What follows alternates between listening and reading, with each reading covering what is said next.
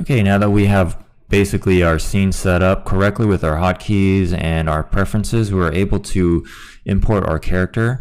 So what you want to do is go into your art tool right here. You already have it installed since you set up the character in the previous art tools setup lecture. If you haven't gone through that, go ahead and go back to that section to set up your art tools folder so that when you launch Maya, you have the art tool option at the top.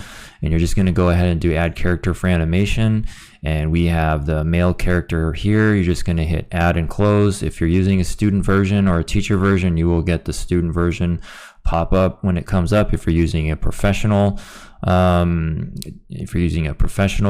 version, you won't get that pop up. This 24 frame means that this character was basically rigged and created in a 24 frame file. It's not going to be an issue because, like we set up before, we have our time slider and everything set up in this scene at 30 frames per second, so it's not going to be a big deal. He's not animated at all in the referenced file, so it's not an issue about the frame rate that's there. And basically when you add that character in, it already basically does a lot of the work for you that normally a production pipeline would require. If you have the reference editor open, you just go to File, Reference Editor, and it'll pop this open. This is where the character actually exists in the scene. This is going to be the rig file right here, and it's going to be pointing to the art tool directory where the rigs are stored for any art tool characters that you have. And then there's going to be an export mesh, and this export mesh is what's actually going to get exported to the game engine for Unreal. And so this is important because if you ever do any updates to the character, let's say you do some modifications on the rig, all you need to do is right click this reference and you can do you can basically hit replace reference, and then it'll ask you where that new reference is. If you renamed it, like you might have an updated rig that might be male 02, and there's been some updates to maybe his fingers, or maybe you have a new version that has facial controls. By updating that character in here, you won't lose any of your animation and you'll be able to swap out your character.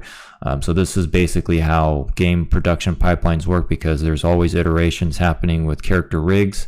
And same goes for the export of the mesh. There may be a lower poly or a higher poly mesh, and so that basically would exist here. The other way you can do it, if you name it the same, all you need to do is, if you already have the scene, let's say you're in a pipeline environment, you're in the middle of animating a scene, and your character rigger said, oh hey, I've just updated your character, it now has a face, and he didn't have time to rename it. All you need to do is, obviously have the latest file, and then just go ahead and hit reload reference, and it will reload the character.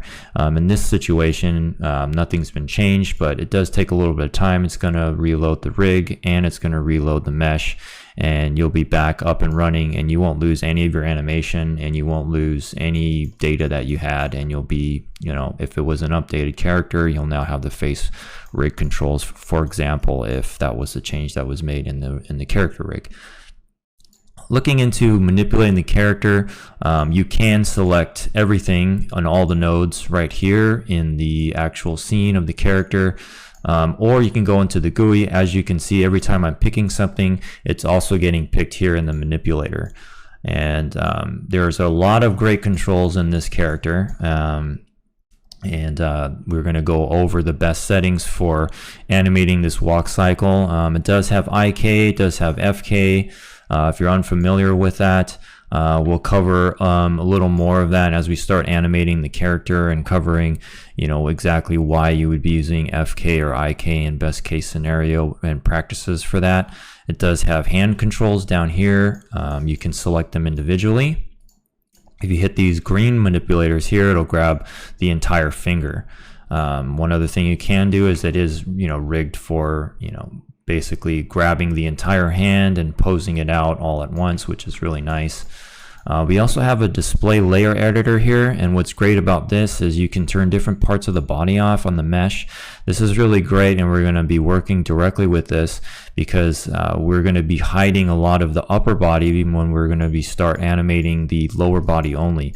A lot of students get caught up in animating all these intricacies and details in the upper body when they're blocking in the lower body of the walk cycle, and it's just like too much information. Students are doing too much. Even when I started animating, I'm worrying about the upper body posture and things of that nature. And as a beginner, it really just complicates the scene. It complicates your learning. So we went ahead and split this up so that you just have the lower body to think about, and you can turn that on and off. And it's very helpful to separate and simplify your work. And it's a best practice that I think for all students, to really just, always focus on the lower body and the root sections first before getting into the more fun details on the upper body. And I think that's one thing that students get caught up in, is that the upper body is, a little more exciting and you want to dive in there right away. But what ends up happening is you end up not doing the core fundamentals of the root movements and the supporting body structure and the foundation of what actually is going to make a walk cycle or a run or an attack very strong, which is always going to come from your root movement. So that's just a quick overview of the interface. As we start diving in, obviously there's going to be a lot more detail to cover with this character. It's very robust. It has, I think, in my opinion, all the features that you would want from a character built into the art tool. You can really do anything with it, and it's very thorough in how they've set it up. There's some really great foot control aspects here. You can basically kind of move the foot in a standard way with rotations and translations. And then there's also some, really nice foot roll controls. You have some pivots here. This is the channel box up in here. This is also keyable.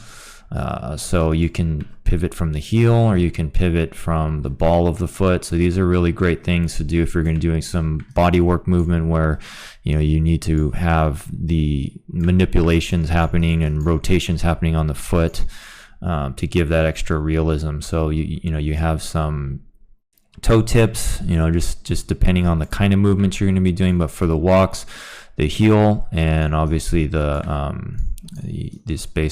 movement here and this movement here are going to be key to getting the walk working.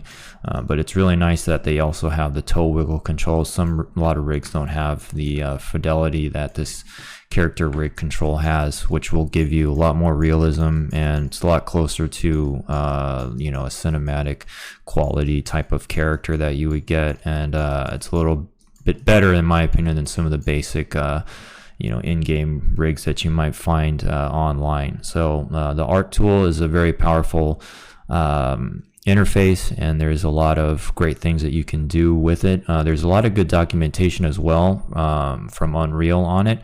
So if you're trying to get into a little more aspects of customization, things like that, there's a lot of great documentation about the tool online from Unreal. So that's basically some of the quick overviews of how to manipulate and bring your character into the scene. What we're going to do next is start bringing in our reference and talking about that so that we can start getting started on posing our character out.